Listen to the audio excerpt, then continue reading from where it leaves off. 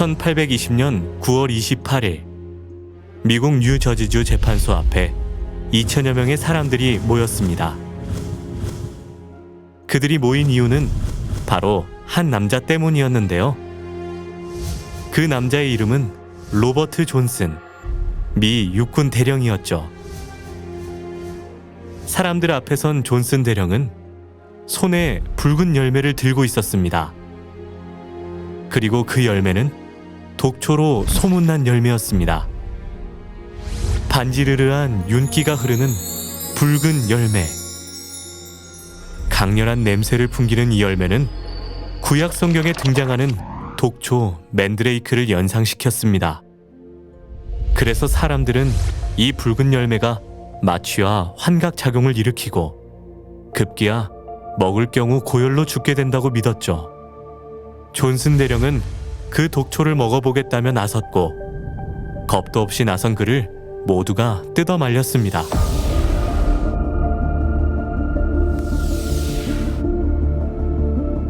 하지만 존슨 대령은 아랑곳하지 않고 손에 든 붉은 열매를 덥석 베어 물었습니다.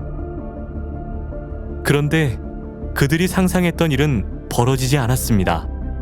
존슨 대령은 멀쩡히 살아있었고 오히려 흡족한 표정을 지으며 그 붉은 열매를 24kg이나 먹어치웠죠. 이 붉은 열매의 정체는 무엇일까요? 정답은 당시 이 사건을 보도했던 언론의 헤드카피 속에 있습니다. 모두를 벌벌 떨게 했던 붉은 열매의 정체, 바로 토마토였습니다. 사람들은 토마토가 독초인 맨드레이크와 닮았다는 이유만으로 토마토를 독이 든 열매로 오해했고 식용하기까지 수많은 세월을 허비했던 것이죠. 실은 세계 10대 슈퍼푸드로 선정될 만큼 사람들에게 매우 이로운 건강식품이지만 터무니없는 오해로 인해 그 진정한 가치를 알아보지 못했던 것입니다. 그런데 이보다 훨씬 더 안타까운 오해의 사건이 2000년 전에도 일어났습니다. 예수님이 말씀을 전파하고 계시던 이스라엘 가버나움 회당. 그런데 사람들은 예수님의 어떤 말씀 직후 동요하며 수군거리기 시작했습니다. 그들을 소란스럽게 만들었던 예수님의 말씀은 나는 하늘로서 내려온 산떡이니 사람이 이 떡을 먹으면 영생하리라. 내 살은 참된 양식이요 내 피는 참된 음료로다. 대부분의 유대인은 예수님의 이 말씀을 실제 예수님의 살과 피를 먹는 식인 행위로 오해했고 결국 예수님을 비난하며 떠나가 버렸습니다. 그렇다면 예수님께서는 정말 살과 피를 먹고 마시는 식인 행위를 하라고 말씀하셨던 것일까요? 아닙니다. 사실 그 말씀은 유월절에 떡과 포도주를 먹고 마시라는 의미였습니다. 유월절의 떡과 포도주는 곧 예수님의 살과 피를 대신하는 것이기 때문이죠. 떡을 가져 살해하시고 너희를 위하여 주는 내 몸이라. 이 잔은 내 피로 세우는 새 언약이니 곧 너희를 위하여 붓는 것이라.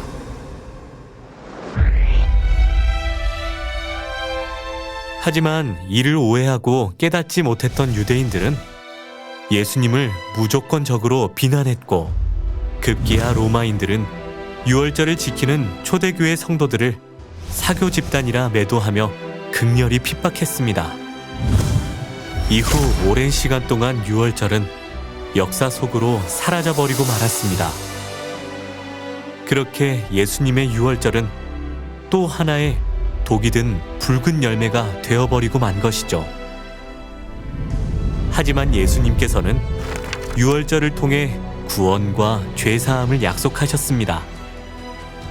뿐만 아니라 예수님의 살과 피로 약속된 바로 이 유월절 떡과 포도주를 먹고 마셔야 영원한 생명을 얻을 수 있다고 알려주셨습니다.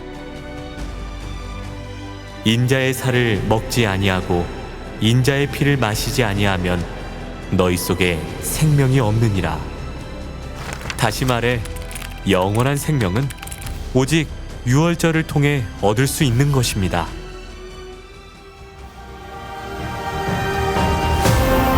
이 시대 하나님께서 우리를 위해 회복해 주신 진리 유월절. 혹시 여러분도 유월절을 붉은 열매처럼 대하고 있진 않은가요? 그래서 유월절의 진정한 가치를 놓쳐버리고 있진 않을까요? 오해를 거두면 그 속에 담겨 있는 진정한 가치를 깨달을 수 있습니다. 예수님의 말씀대로 유월절을 지켜 영원한 생명의 축복을 받으시기 바랍니다.